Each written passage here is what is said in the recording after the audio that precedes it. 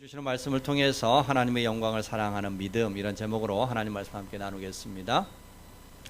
교제하고 또 서로 함께 사귀는 남녀 형제 자매가 홍대 앞에서 이렇게 데이트를 하고 있었습니다. 그런데 홍대 앞에서 이 형제의 친구들을 만나게 됐습니다. 친구들이 이제 자기 친구가 여자친구하고 연애하는 모습을 보니까, 데이트하는 모습을 보니까 궁금해서 이렇게 저렇게 여자친구를 살핀 후에, 네 여자친구니? 얼마나 사귀었어? 진짜 예쁘다. 이렇게 관심을 보이자 이 친구들의 시선이 부담스러웠던지 이 형제가 아니야, 그냥 아는 동생이야 라고 만약에 얘기했다면 자매 마음이 어떨까요? 당장 헤어지겠다는 말이 나와요. 마음이 아마 썩 좋지 않았을 것 같아요. 아니, 이 남자가 나를 부끄러워하는 걸까? 내가 이 사람한테 이 정도밖에 아닐까? 그냥 확 헤어질까? 이런 마음 들겠죠. 잘 사귀어서 결혼을 했다고 치더라도요, 아마 그때 그 서운한 마음이 오랫동안 가시지 않을까요? 그래서 나이가 들고 나면은 여행 갈 때 혼자 갈까요? 남편 데려갈까요? 아마 서운함 때문에 나도 같이 안 가, 그렇게 혼자 가지 않을까 싶습니다. 남녀 관계만 그런 게 아니라 부모가 자식을 키울 때도 목숨보다 소중하게 키웠던 자식도 서운할 때가 있습니다. 예를 들어서 자기 눈에 비춰질 때, 자식 눈에 비춰질 때 부모가 너무 촌스럽게 느껴질 때, 또 부모가 너무 답답하게 느껴질 때, 혹은 우리 부모가 참 세상 돌아가는 거 모르고 너무 세상 물정 모르는 것 같을 때, 이런 마음을 느끼고 그런 마음이 밖으로 내색되어질 때 부모는 서운함이 들지 않겠어요? 부모 마음에 서운한 마음이 들 것 같아요. 그런데 여러분 잘 생각해 보면 부모가 왜 촌스러워졌을까요? 아들내미 세련되게 만들다 보니까 본인이 촌스러워진 거 아닐까요? 자식과 가정을 위해서 마치 경주마처럼 올인하다 보니까, 집중하다 보니까, 그래서 좀 세상 물정 모르는 답답한 사람이 될 수도 있고요. 또 자식 유식하게 만들다 보니까 부모는 좀 배움이 덜해졌을 수 있지 않겠어요?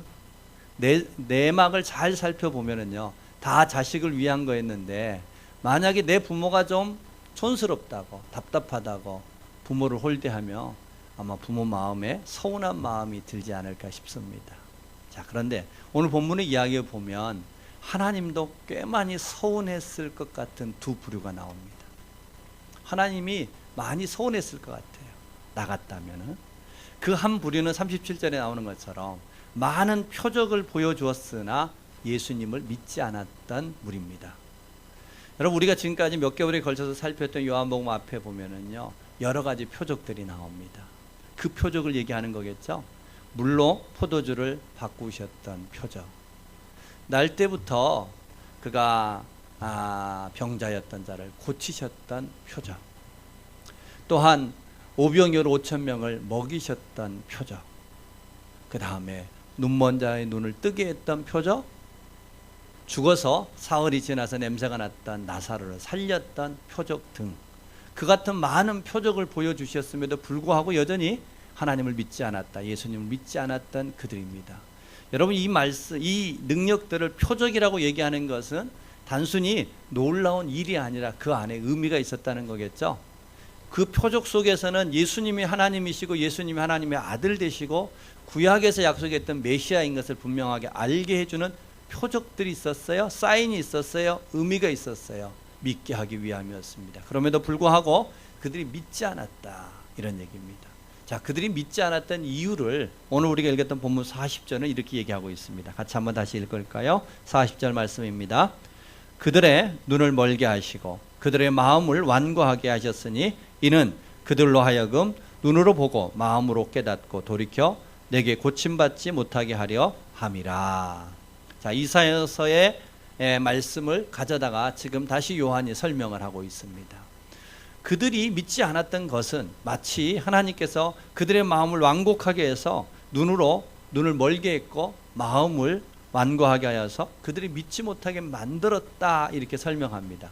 하나님이 그렇게 만들었다는 의미라기보다는 그들의 강팍감이 얼마나 컸냐를 완고하게 애둘러 말씀하시는 거겠죠. 우리가 이 말씀은 이사야서 6장을 배경으로 두고 있는데, 이사야 6장은 하나님이 이스라엘 백성들을 깨우고 하나님이 하나님 되심을 알게 하고 돌이키게 만들도록 하나님이 일하셨음에도 불구하고 이스라엘 백성들이 마음이 강팍해져서 하나님을 인정하지 않던 그들을 향하여 누가 나를 위해서, 저들을 위해서 갈 거라고 하나님이 탄식하셨던 그 말씀입니다. 그때 우리가 잘 아는 이사야서가 이렇게 고백하죠. 주여, 내가 여기 있나이다, 나를 보내소서.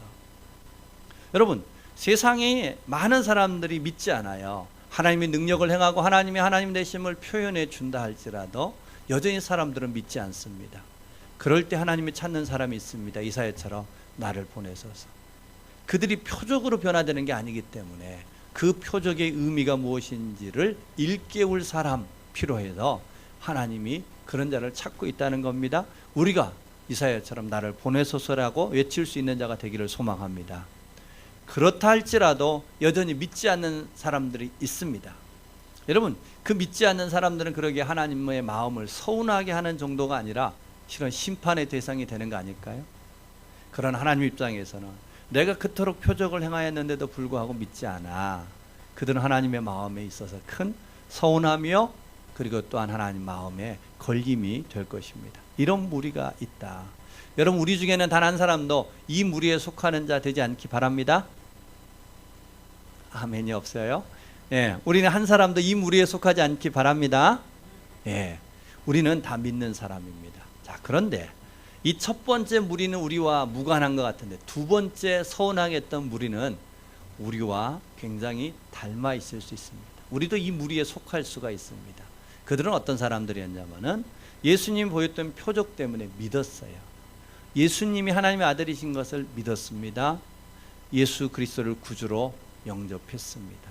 자, 그런데 그들에게 있어서의 하나님의 소원함은 믿기는 믿는데 드러내지 않는 겁니다. 숨기는 믿음이에요. 드러내는 믿음이 아니었다는 것입니다. 드러내는 믿음이 아니라 나는 믿는 사람이야 라고 하나님의 편에 서지 않고 속은 믿는데 겉은 안 믿는 사람처럼 사는 겁니다. 여러분, 우리 직장 생활하거나 또 학교 생활하면서 우리 가까운 사람들하고 있을 때 밥을 먹을 때 식기도는 하긴 해야 됐는데, 하나님이 주신 걸 믿기 때문에 식기도를 하긴 하는데, 어떤 사람은 눈 뜨고 식기도 하는 사람 있죠? 내 반찬 가져갈까 봐 그런 것도 있지만, 다른 사람이 나를 믿는 사람으로 여길까, 혹시 사람들이 나를 야, 너는 아직도 교회 다녀? 그렇게 무시할까 싶어서 다른 사람들의 의식 때문에 믿지만 믿음을 표현하지 않는 사람들, 이런 무리가 있더라, 이런 얘기입니다. 그래서 그들을 향하여 하나님이 오늘 우리에게 뭐라고 얘기하시느냐, 우리 43절 말씀인데요, 같이 한번 읽겠습니다. 43절 말씀입니다. 그들은 사람의 영광을 하나님의 영광보다 더 사랑하였더라. 믿기는 믿는데 드러내놓고 믿지 않는 사람들을 뭐라고 얘기하셨냐면은 사람의 영광을 하나님의 영광보다 더 사랑했더라 라고 그들을 설명하고 있다는 것입니다. 자, 여러분, 우리도 하나님을 믿기는 믿는데 때로는 어떤 사람은 굳이 그렇게 사람들한테 드러내놓고 믿어야 돼? 또 주일날이라 내가 그냥 혼자 믿으면 되지, 주일날 교회 가서 꼭 예배를 드려야 돼? 이런 생각하는 사람들도 우리나라에 지금 많아지고 있습니다. 자, 그런데 여러분, 우리가 믿으면 되지, 속으로 믿으면 되지, 꼭 굳이 이렇게 표현해야 돼? 라는 그 믿음의 순도가 낮은 믿음, 그런 믿음도 괜찮을까요? 안 믿는 것보다 훨씬 더 낫겠죠. 그런데 하나님의 마음을 서운하게 할 뿐만 아니라 우리 자신을 위해서 생각할 때도 순도 낮은 믿음은 우리가 한번 재고해 볼 필요가 있습니다. 여러분, 산을 오를 때 우리가 산 기슭에서부터 이렇게 올라가죠. 그러면 산 기슭에서 출발할 때 이 산 건너편은 보이나요, 안 보이나요? 안 보이죠. 한 반쯤 왔습니다. 5분 능선쯤 왔어요. 보여요, 안 보여요? 9분 능선을 왔다고 해서 보일까요, 안 보일까요? 안 보입니다. 처음보다 반이나 왔는데, 나는 9부 정도 왔는데 그래도 산 너머는 보이지 않습니다. 언제만 보여요? 정상에 설 때만 그 밖, 그 너머의 아름다운 경관들이 보이죠. 여러분, 우리의 믿음도 마찬가지입니다. 내가 그냥 믿으면 됐지가 아니라 그 믿음을 안으로도 밖으로도 시인하는 순도 높은 믿음을 가질 때 많이 보여지는 축복이 있고 누리는 축복이 있습니다. 할렐루야. 우리가 그런 믿음을 가졌으면 좋겠다는 겁니다. 오늘 주님께서 우리에게 주시는 이 말씀, 하나님의 영광을 더 사랑하는 믿음. 어떤 믿음이에요? 순도 높은 믿음입니다. 하나님을 더 사랑하는 믿음, 우리가 사모하고 하나님께서 주시고자 하셨던 축복을 누릴 수 있는 믿음이 하나님의 영광을 더 사랑하는 믿음이지 않을까요? 그러게 오늘 우리에게 주시는 이 말씀을 통해서 하나님의 영광을 더 사랑하는 믿음, 순도 높은 믿음이 어떤 믿음인지를 생각하고 여러분 모두가 기슭에 있는 신앙이 아니라 믿음의 정상에서 하나님이 주시는 그 큰 소망을 펼쳐보며 그것을 기대하며 소망하며 살아갈 줄 아는 그런 신앙이 되셨으면 좋겠습니다. 하나님의 영광을 더 사랑하는 믿음이 어떤 믿음일까 한번 살펴보겠습니다. 첫 번째는 하나님의 영광을 사랑하는 믿음은 평소 주님과의 사귐의 관계를 잘 지켜가는 신앙이다. 자, 오늘 우리가 읽었던 본문의 42절을 같이 한번 다시 읽습니다. 42절입니다. 그러나 관리 중에도 그를 믿는 자가 많되 바리새인들 때문에 드러나게 말하지 못하니 이는 출교를 당할까 두려워함이니라. 자, 이들이 믿었어요. 그런데 드러내놓지 않았던 이유가 뭐라고 말씀하고 있냐면은 출교를 당할까 두려워했기 때문이다. 여러분, 출교는 우리 교회 이제 나오지 마시오 이런 정도가 아닙니다. 요즘은 출교해도요, 교회가 여기만 있어. 그리고 옆에 교회 가면 되죠. 근데 이 유대 사회에서의 출교는 그런 것이 아니었습니다. 출교를 명령했다는 것은 그 사회로부터 그를 사회로부터 퇴출시키는 것과 같은 것이었습니다. 출교당한 사람은요, 법적으로 보호를 받지 않습니다. 출교당한 사람은 누가 죽여도 법이 그를 지켜주지 않아요. 출교당한 사람이 죽잖아요, 조문을 가지 않았습니다. 출교당했다는 것은 사회로부터, 종교적으로부터 다 버림받았다는 뜻입니다. 여러분, 그러니까 적지 않은 부담이죠. 출교라는 것은 결코 작은 일이 아니었습니다. 오늘날도 이슬람에서 예수 믿으면 다니던 직장을 그만둬야 되죠. 가족으로부터 버림받습니다. 그에 준하는 그러한 조치였습니다. 그러기에 이들이 예수를 믿었지만 그 출교가 두려워서 예수를 믿지 않은 것처럼, 겉으로는 안 믿는 것처럼 그렇게 행동을 했더라, 이런 얘기입니다. 자, 그런데 여러분, 우리는 앞서 그런 얘기했습니다. 하나님이 믿기는 믿는데 안 믿는 자처럼, 내 자식이긴 자식인데 사람들한테 부끄러워서 우리 부모 아니야 라고 말할 때 부모의 심정과 같이 하나님 마음에 서운함이 있었을까요, 없었을까요? 서운하셨을 것 같아요. 근데 여러분, 서운함보다 더 중요한 게 있습니다. 우리는 왜 믿을까요? 우리에게 손해가 주어지면은 그 손해 때문에 믿음을 버리기 위하여 우리는 믿는 것일까요? 아니면 그 손해가 온다 할지라도 그 손해를 극복하기 위하여 믿는 것일까요? 우리가 진짜 믿음이 필요한 것은요, 평안할 때가 아닙니다. 세상 사람들이 우리 모두를 향하여 손가락질할 때, 그때 믿음이 필요한 거 아닐까요? 우리에게 진짜 믿음이 필요한 것은 내가 원하는 것이 뜻대로 이루어지지 않았을 때, 절망할 때, 그때 믿음을 가지고 그 절망을 이겨나가기 위하며, 세상의 모든 사람들이 나를 향하여 돌을 들 때에 그럼에도 불구하고 나는 진리의 편에 서기 위하여 믿음이 필요한 거 아닐까요? 진짜 믿음이 필요할 때 이들은 믿음을 숨겼다는 것은 진짜 믿지 않았다는 겁니다. 믿음의 복을 누리지 못했다는 겁니다. 믿음의 순도가 높지 않았다는 것입니다. 믿음의 정상에서 누려야 될 진정한 축복을 누리지 못했다, 이런 얘기입니다. 탈북자들을 대상으로 사역하시는 선교사님 여러분을 통해서 제가 이런 얘기를 들었습니다. 되게 탈북하는 일은 목숨을 걸고 나오는 일이지 않겠어요? 목숨을 걸고 나와 그들을 제일 처음에 대하고 도움을 받는 분들이 대부분 선교사님입니다. 그래서 선교사님들의 도움을 받다 보니 당연히 자연스럽게 복음을 접했고 예수를 만나는 은혜들이 주어집니다. 여러분, 그러면 이제 내가 죽음을 각오하고 사선을 넘어서 탈북에 성공을 했습니다. 더 나아가서 하나님을 만나는 은혜도 알게 됐습니다. 그러면 할렐루야 하면서 남한으로 올 것 같잖아요.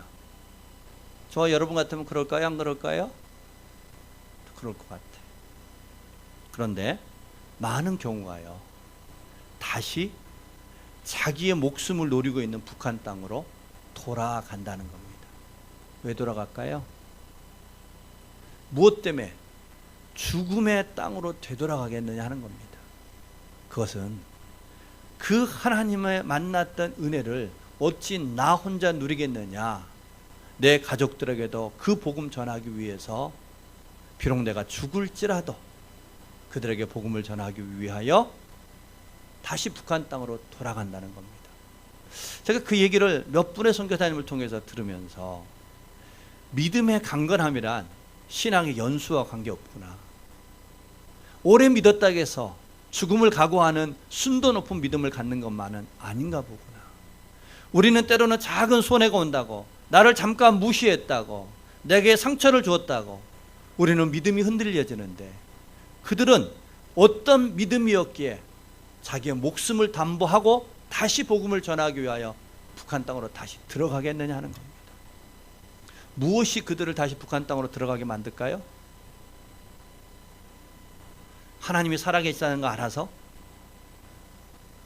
여러분, 앞서서 말한 이 본문에서 만나는 많은 표적을 봤던 사람들 다 하나님 살아계심을 알았을까요? 몰랐을까요? 알았습니다. 하나님이 얼마나 능력이 있는지, 하나님이 살아계심을 분명하게 그들은 알았습니다. 그럼에도 불구하고 드러내지 않았어요. 손해가 컸어요? 하나님의 영광보다 사람의 영광이 더 컸던 것입니다. 다른 이유가 없습니다. 우리의 믿음을 강하게 만드는 것, 손해를 무릅쓰고라도 하나님의 영광의 편에 서서 자기의 믿음을 지킬 수 있는 사람, 죽음의 땅을 향하여 다시 복음을 들고 들어갈 수 있는 사람은 이유는 한 가지입니다. 하나님의 사랑을 아는 사람, 하나님의 사랑에 붙들린 사람, 하나님의 사랑의 무언지를 경험한 사람만이 그는 손해를 무릅쓰고 죽음을 각오하고 다시 북한 땅으로 들어갈 수 있는 겁니다. 여러분, 형제 자매가 연애하다가 친구들을 만나서 그 친구들의 시선이 부담스러워도 자매를 진짜 사랑하며 감당할까요? 안 할까요? 감당합니다. 우리 부모가 촌스럽고 배우지 못했고 우리 부모가 답답해도 그분들이 목숨을 걸고 나를 사랑해 주셨던 부모의 사랑을 간직하고 있는 자식이라면 촌스럽고 부끄러워도 이분들은 나를 사랑하신 내 어머니야, 내 아버지야 라고 사람들 앞에 당당하게 자랑하는 일들이 가능합니다. 그 안에 사랑이 있습니다. 우리의 신앙을 강하게 만들어주는 것은 표적이 아니라 그분의 사랑에 있습니다. 자, 그렇다면 우리의 첫 번째 고민은 이런 거 아닐까요? 어떻게 하면 우리의 그 사랑을 지속적으로 갖고 갈 수 있을까? 여러분, 우리는 종종 기도 제목을 나누다 보면 이런 이야기가 있습니다. 나의 첫사랑을 회복하게 해달라고. 여러분, 우리가 첫사랑이라고 말하던 그때에, 요즘은 별로 그런 일이 없는데요, 예전에 저 예수 믿었을 때 종종 자매들 그런 고백 많이 했습니다. 주일날 교회 나오기 위해서 아버지한테 머리끄댕이를 뽑히면서 나왔다고. 여러분, 그러한 것들을 감내하고라도 믿음의 자리를 굳건하게 지킬 수 있는 것, 내가 손해를 볼지라도 나는 그리스도인으로서 정직함을 지킬 줄 아는 것, 내 회사가 넘어가는 한 일이 있더라도 나는 탈세하지 않고 정성 바르게 세금을 내겠다라고 결단할 수 있는 힘이 어디에 있어요? 하나님의 사랑을 아는 사람, 그 사랑을 간직한 사람입니다. 그렇다면 누가 그 사랑을 지켜갈 수 있을까요? 가꿀 수 있을까요? 여러분, 모든 가정들은요, 연애할 때 다 뜨겁게 사랑해서 결혼을 합니다. 저 사람 아니면 절대 안 되겠다, 부모가 반대해도 그 반대를 무릅쓰고 싸워서 결혼하죠. 가난해도 좋사오니 저 사람과만 살 수 있으면 행복하겠다라고 다 고백하면서 결혼하시죠. 근데 조금 시간이 지나면 대부분의 분들은 다 이렇게 얘기합니다. 내가 그때 왜 내 발등 찍었는지 모르겠다, 그렇게 고백해요. 제가 그런 고백을 하도 많이 들으면서 그런 생각을 해봤어요. 아니, 그때는 그렇게 뜨겁게 사랑해놓고 왜 시간이 얼마 지나지 않아서 내 발등 찍었다고 그럴까? 물어보면 사람들이 그때는 콩깍지가 씌었으니까 그렇대요. 여러분, 콩깍지의 실체가 뭘까요? 도대체 왜 그때는 그렇게 좋았는데 결혼하고 조금 시간이 지나며 내 발등 찍었다고 말하겠느냐 하는 겁니다. 제가 곰곰이 생각해 봤더니 이런 것 같아요. 교제할 때는, 연애할 때는 오직 그 사람만을 상대하지 않아요? 그 사람과 사귀는 것이 연애죠. 다른 게 없어요. 그 사람과 사귀어요.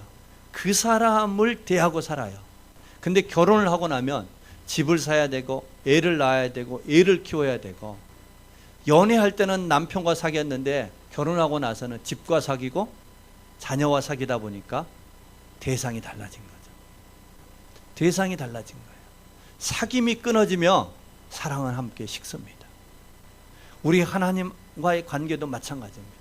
여러분, 우리의 신앙의 첫사랑은요, 그냥 하나님의 그 사랑을 받았고 그 사랑에 주목할 때는 우리의 믿음에 뜨거움이 있었습니다.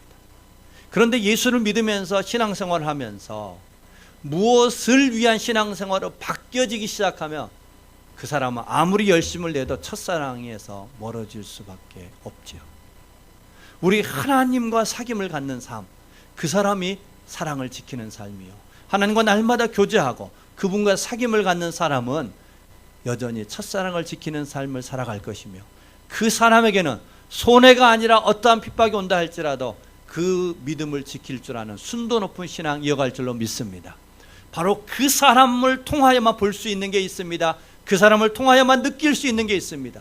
여러분, 정말로 하나님을 사랑하는 사람을 만나잖아요. 그러면은 그가 순도 높은 신앙의 자리에 쓰잖아요. 그가 보는 세상이 다릅니다. 그가 느끼는 하나님이 다릅니다.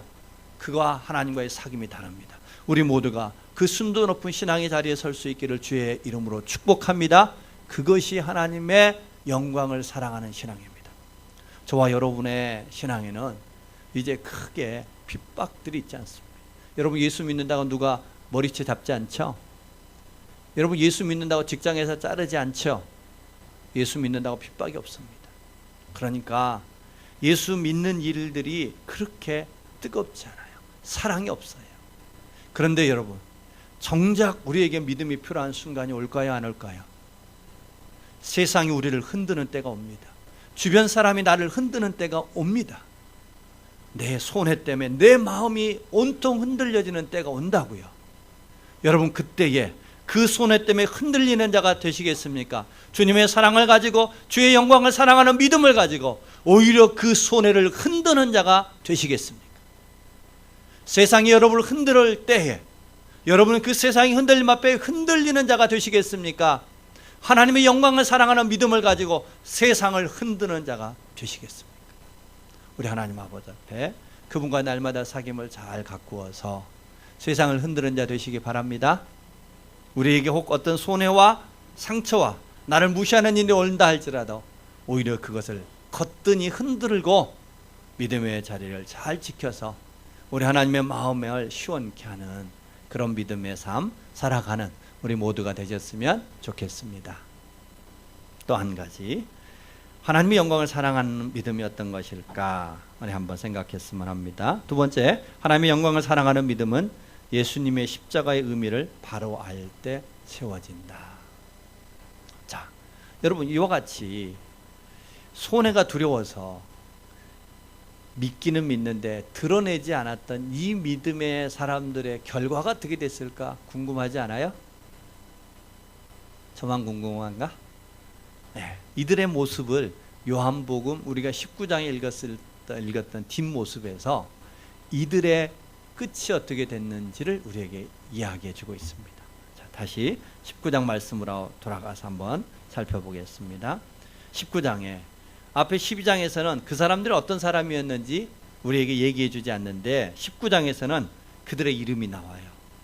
어떤 사람이었는지 한번 다시 봅니다. 38절과 39절 말씀 같이 읽습니다. 아리마대 사람 요셉은 예수의 제자이나 유대인이 두려워 그것을 숨기더니 이 일 후에 빌라도에게 예수의 시체를 가져가기를 구하매 빌라도가 허락하는지라. 이에 가서 예수의 시체를 가져가니라. 일찍이 예수께 밤에 찾아왔던 니고데모도 모략과 청향 섞은 것을 100리트리쯤 가지고 온지라. 두 사람이 나옵니다. 믿었으나, 예수님의 많은 표적 앞에 믿었으나 드러내려지지 않았던 이유, 그들이 손해보는 것들이 두려워서, 잃을 것이 많아서 그들이 드러내지 않았던 두 사람이 예수님이 죽으신 뒤에 드러냅니다. 자신의 믿음을 세상 앞에 드러냅니다. 자기의 이름을 밝힙니다. 그는 다름 아닌 아리마대 요셉, 밤에 예수님을 찾아왔던 니고데모. 이들은 산헤드린 공회원과 같이 유대인들에게 있어서 유대인들의 꿈이라고 할 수 있었던 가장 성공한 사람입니다. 여러분, 잃을 게 많은 사람과 잃을 게 없는 사람 중에 누가 담대할까요? 잃을 게 없는 사람이 담대하지 않아요? 잃을 게 많은 사람들은요, 몸을 사립니다. 여러분, 여러분의 상황을 어렵다고 누군가에게 얘기할 때, 도움을 구할 때요, 돕겠다고 발벗고 나서는 사람은 힘이 없는 사람이에요. 그리고 힘 있는 사람, 도움을 줄 수 있는 사람, 몸을 사려서 돕지 않습니다. 여러분, 그 자리에 그냥 올라간 게 아니죠? 그렇게 몸살에서 올라간 거예요. 그래서 가진 사람일수록, 많은 것을 누리는 사람일수록 내놓지 않습니다. 나서지 않습니다. 잃을 게 많거든요. 이랬던 사람들이에요. 이 두 사람은 잃을 게 많았던 사람들입니다. 그런데 이들이 그 잃을 것을 다 각오하고 지금 자신들의 믿음을 드러냈습니다.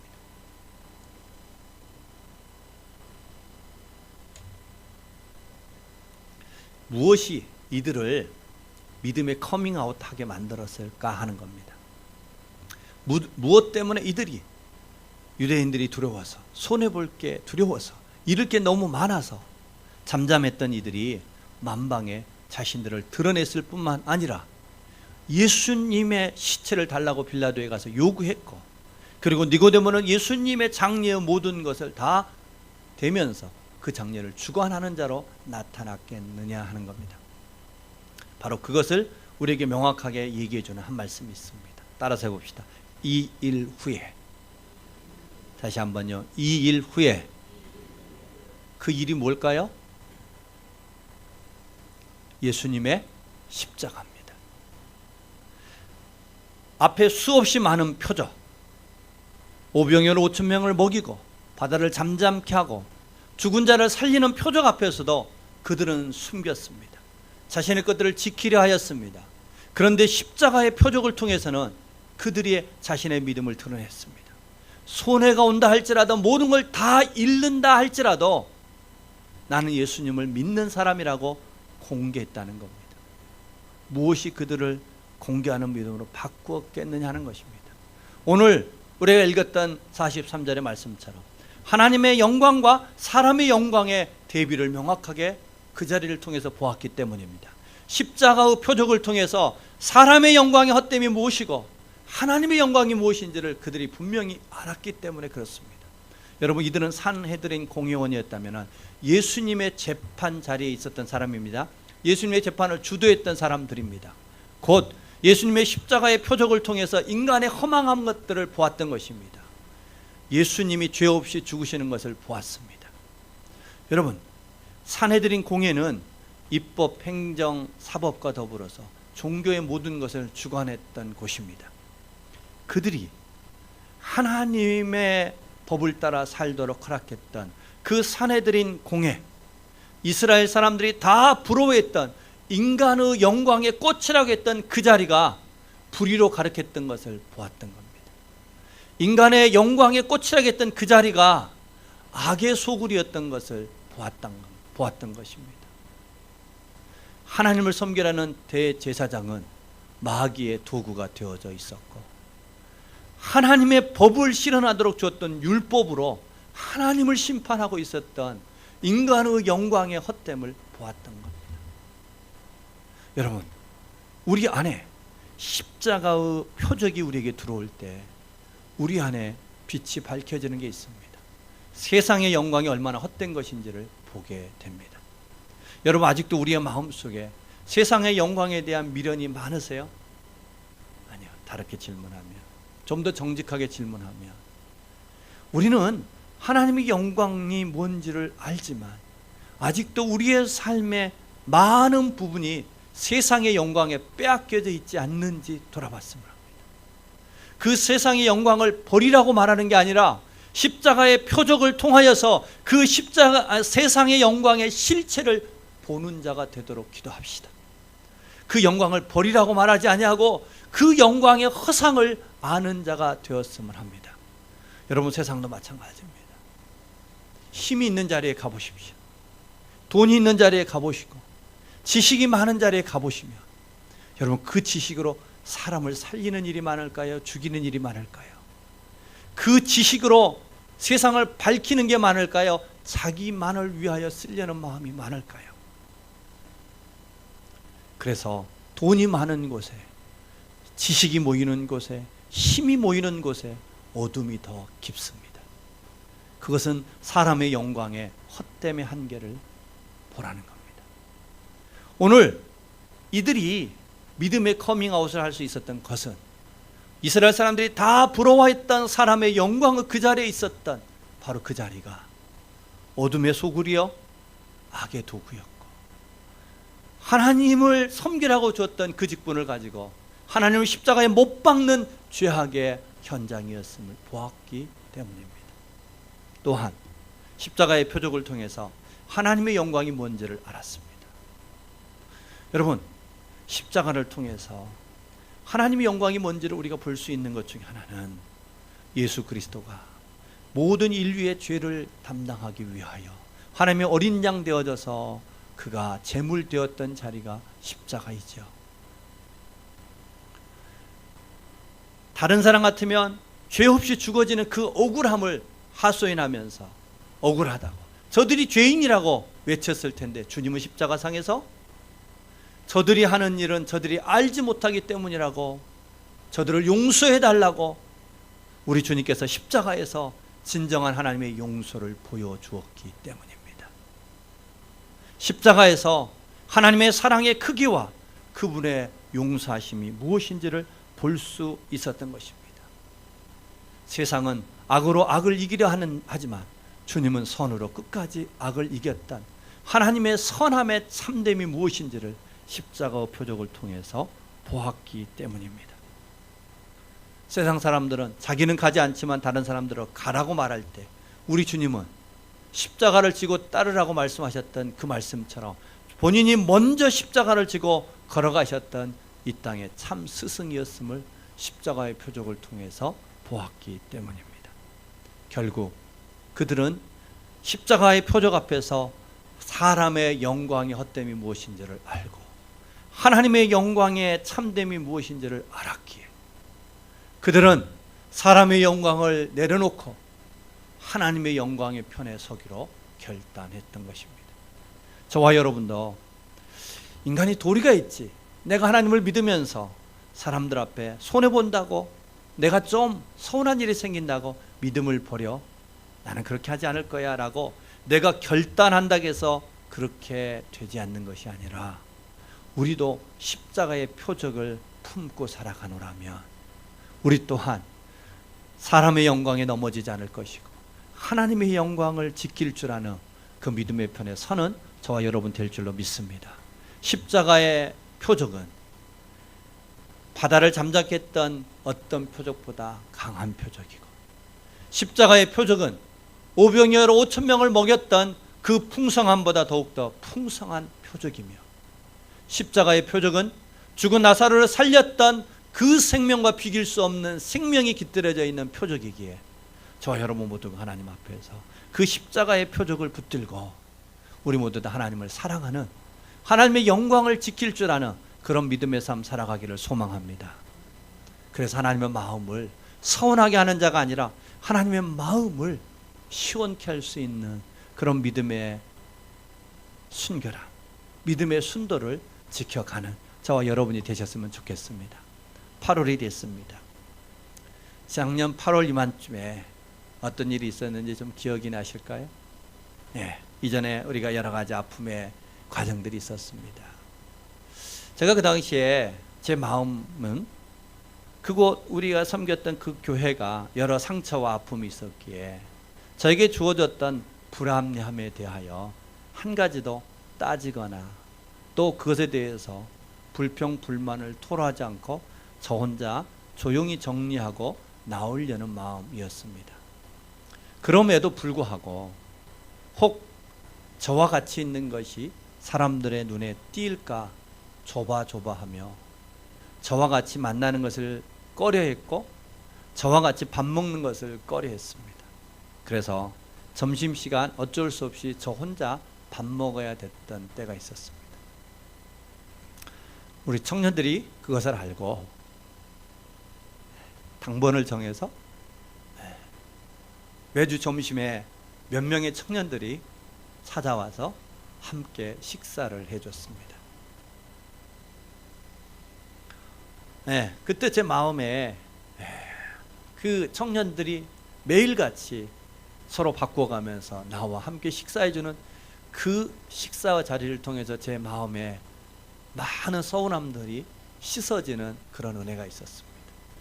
그런데 잠잠히 그 일들을 다시 생각해 보면서 그저 제 마음 하나를 서운하지 않게 도와줬던 것이 아니라 바로 그 순간 모두가 꺼려하는 그 자리를 본인들이 자원해서 나와서 그 자리를 지켰던 바로 우리 청년들의 믿음은 결국 교회 상황과 여러 여건에 의해서 흔들리는 신앙이 아니라 오히려 불합리하고 잘못됐던 것들을 흔들었던 신앙이 되지 않았던 거예요. 그 불합리한 것들을 오히려 그 믿음으로 흔들어냈던 아름다운 믿음의 모습을 지켰던 은혜가 우리 청년들의 믿음 속에 주어졌던 것이 아닐까 싶습니다. 여러분, 우리의 삶도 마찬가지 아닐까요? 단순히 하나님을 서운하게 하지 말자가 아니라 십자가의 표적을 붙들는 자들만이 세상이 우리를 흔들 때 그 세상을 오히려 흔들 수 있는 믿음.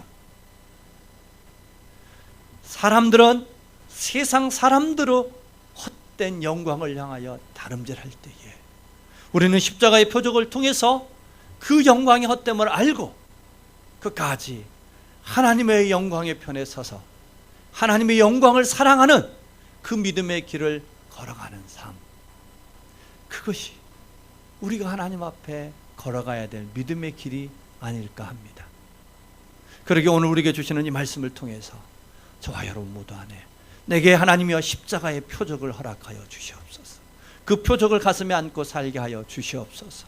많은 표적 때문에 변화되는 것이 아니라 십자가의 표적을 가직한 사람만이, 그분과 날마다 사랑의 사귐을 이어가는 사람만이 손해 앞에서 굳건할 수 있고, 누군가가 나를 흔든다고 그것에 흔들리지 아니하며 혹 우리에게 다가오는 상처 앞에 의젓하게 믿음의 길을 계속 걸어가게 될 것입니다. 우리 모두가 그 믿음의 길을 걸어가는 자 되기를 소망합니다. 하나님의 영광을 사랑하는 믿음, 그 믿음의 편에 서서 주의 마음을 시원하게 할 뿐만 아니라 우리 모두가 하나님 앞에서 허락된 이 사명의 길을 끝까지 감당하는 저와 여러분 모두가 되시기를, 그런 믿음의 교회 되기를 주의 이름으로 축복합니다. 같이 기도하십시다. 이 시간 주신 말씀을 기억하면서 우리 하나님 앞에 먼저는 이런 회개했으면 합니다. 하나님, 내가 작은 손해 때문에, 나의 체면 때문에 나도 오늘 이 무리처럼 주의 마음을 서운하게 했던 것은 없었는지, 작은 불편 때문에, 자존심 때문에 나는 못내 하나님의 안 믿는 자처럼 믿음을 숨겼던 부끄러움은 없는지 주여 용서하여 주옵소서. 하나님의 내게 십자가의 표적을 허락하여 주셔서 우리 하나님과 날마다 사귐의 삶을 이어가게 하여 주셔서 끝까지 믿음의 순도를 지켜갈 줄 아는 삶 되게 하여 주시옵소서. 그리하여 내게 세상이 나를 향하여 흔들 때 오히려 그 믿음으로 세상을 흔들 수 있는 믿음의 삶 살아갈 수 있도록 도와주시옵소서. 우리 같이 한번 기도하시겠습니다.